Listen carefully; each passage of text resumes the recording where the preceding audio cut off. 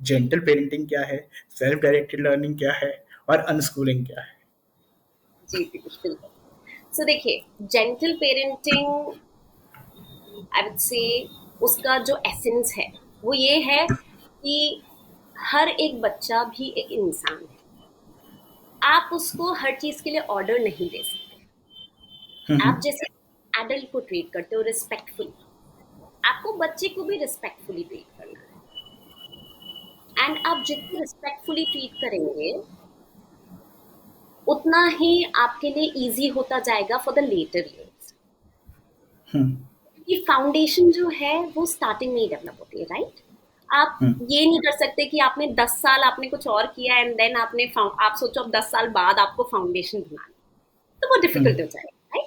तो gentle parenting में हम ये मान के चलते हैं कि हमारा बच्चा भी इंसान है एंड तेज आवाज में उससे बात नहीं करनी चाहिए, या फिर हमें ना उसको हर तरफ नो नो नो नो नहीं बोलना चाहिए, या फिर हमें उसे कि तुम यही करो इतने टाइम में ही करो, ये सारी चीजें नहीं बोलनी चाहिए। हम्म। तो मैं आपको एग्जांपल देती हूँ इसका। अब जैसे कि देखिए, जब बच्चे ग्रो कर रहे हैं, ठीक है, वो धीरे धीरे नेगोशिएट करना सीखते हैं, धीरे धीरे ये सारी लाइफ स्किल्स सीखते हैं। अब नेगोशिएट करने में सबसे इजी चीज है उनके लिए रोना और चिल्लाना, हम्म। ठीक है? आप जब वो रो रहे हैं और चिल्ला रहे हैं, अगर आप भी उनको वैसे ही रिस्पॉन्ड कर रहे हैं चिल्ला कर कि क्या बदतमीजी है ये, आप ऐसे कैसे अपने मम्मी पापा से बात कर सकते हैं, नॉट एवर, तो आपका बच्चा कभी नहीं समझेगा। ये आप, हम्म। मैं आपको कैसे बता रही हूँ, आप सोचिए कि आप बहुत गुस्से में हैं एंड मैं आपको बोल रही हूँ कि इतने गुस्से में बात करते हो, ये क्या बदतमीजी है, आप ये क्या कर रहे हो, तो आपको कुछ समझ में आएगा? नहीं। आप तब समझेंगे जब आप शांत बैठे हो और मैं आपसे बात करूं कि बेटा आपने जो किया, आपने पीयूष आपने जो किया था, आपको क्या लगता है ये सही है या नहीं? और मुझे हम्म। पता है कि बहुत सारे लोग सोचते हैं कि आप बच्चों को इतनी अथॉरिटी कैसे दे रहे हैं। तो it's not about giving authority, it's all about कि आप अपने बच्चे को कैसे ट्रीट करते हो।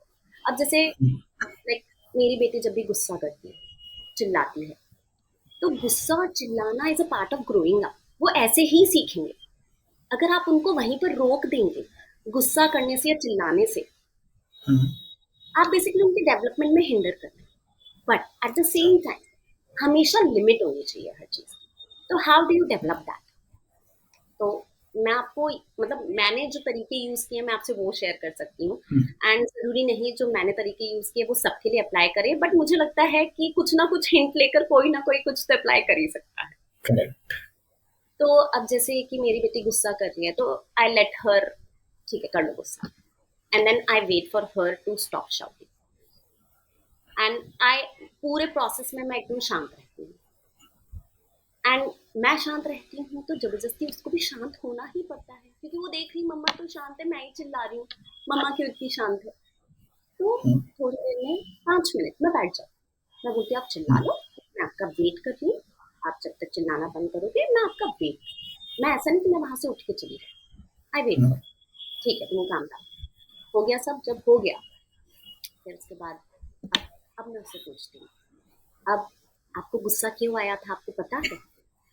हम्म। तो अब बच्चा है, जरूरी नहीं पता हो, तो अगर वो मुझे बता देती है कि हाँ मैं इसलिए गुस्सा थी क्योंकि आपने मेरी बात नहीं मानी, देन हमारा कॉन्वर्जेशन अलग डायरेक्शन में बढ़ता है। और अगर उसने ऐसा बोला नहीं मुझे पता नहीं मैंने क्यों गुस्सा किया, देन फिर मैं उसे बताती हूँ मुझे ऐसा लगता है आपने गुस्सा इसलिए किया क्योंकि मम्मा ने आपकी बात नहीं मानी, आपको प्रोबेबली वहां सोफे पे कूदना था बट मम्मा ने आपको कूदने नहीं। फिर मैं उसके आगे एक्सप्लेन करती हूँ, आप मुझे बताओ कि अगर आप कूदोगे तो सोफा टूट नहीं जाएगा? मुझे तो लगता है टूट जाएगा। एंड दिस इज हाउ मैं हैंडल करने की कोशिश करती हूँ situation. So this is one example of gentle parenting, where hmm. आप, क्योंकि आप जितना एग्रेसिव होंगे आपका बच्चा उतना ही सीखेगा। एंड आप मानिए पीयूष, ये मुझे पहले से नहीं आया, मतलब मुझे 4 साल लग गए ये सीखने में, ये टैकल करने में, और मुझे पता है अब बच्चे बड़े होने वाले हैं तो ये सब बढ़ने ही वाला है।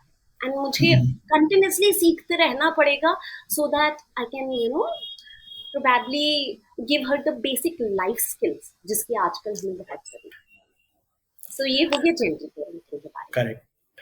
अब हो गया unschooling and self directed learning. तो अनस्कूलिंग ना एक टर्म है जो यूएस में 1970s में जॉन होल्ट करके एक बहुत बड़े I would say author researcher उन्होंने स्टार्ट किया था। अनस्कूलिंग का मतलब होता है अपने बच्चे को पढ़ाना विदाउट एनी करिकुलम। अब बच्चे को क्या पढ़ाना, जो उसका इंटरेस्ट वो पढ़ा, बस।